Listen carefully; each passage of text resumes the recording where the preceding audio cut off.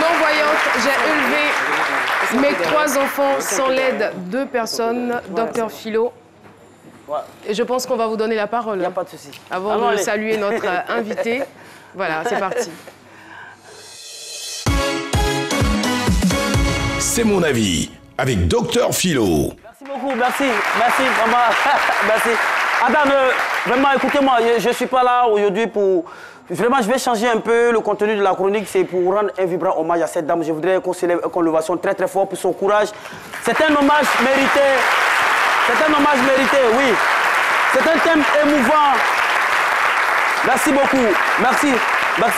Parce que c'est ça, elle a mis en exergue sa persévérance, sa joie de vivre. C'est vrai que le thème est émouvant, mais on ne va pas s'attrister pour ça. Parce que déjà, elle a réussi quand même à scolariser 3 de ses enfants. C'est une bonne chose. Et c'est ce que nous, les philosophes, nous appelons le caractère exponentiel de l'existentialisme. Au fait, elle a mis en exergue son... Non, mais c'est la vérité, je vous dis. C'est de la philosophie, vous n'êtes pas philosophe, donc excusez-moi. Elle a mis en exergue le caractère, c'est-à-dire exponentiel de l'existentialisme. Ça veut dire qu'elle est elle-même, elle a accepté ce qu'on a. Parce que nous, les philosophes, nous disons que être vivant, on ne va pas dire quand tu es sur la terre, tu es un être vivant, tu te promènes. Non. Nous disons que être vivant, c'est tisser une histoire entre un début.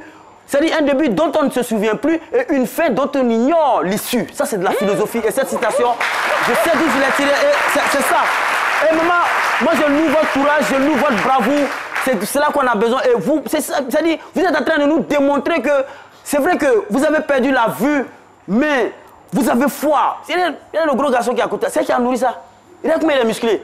Elle a bien nourri. C'est ça. Et vous êtes... En même temps, je vous dis qu'on ne va pas rester là pour faire le procès de qui que ce soit, mais c'est pour dire que même quand on perd la vue, on peut s'occuper de ses enfants. Et moi, je voudrais déplorer un fait. C'est-à-dire quand vous allez à nos feux tricolores, souvent on a l'impression même que mendier là, c'est écrit dans la Constitution ivoirienne. Je suis désolé. Non.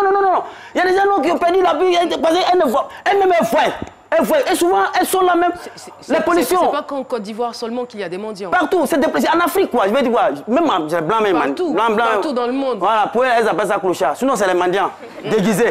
Mais je suis dépassé. Tu vois, tu as seulement qu'elle a scolarisé 3 enfants qui sont grands aujourd'hui. Toi, tu as des jumeaux, ils sont 2. Et ils ont encore 2 mois. Et toi, tu es au feu. Flanou ba au fola.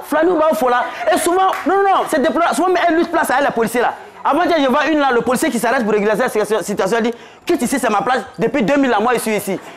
Non. Mais cette femme, c'est truc. Et souvent, tu as que ces enfants là même, eux-mêmes là même, ils sont même pas pour le fait que sa maman m'a dit. Tu veux donner l'argent, souvent l'enfant, il tape et il y a sa maman quoi.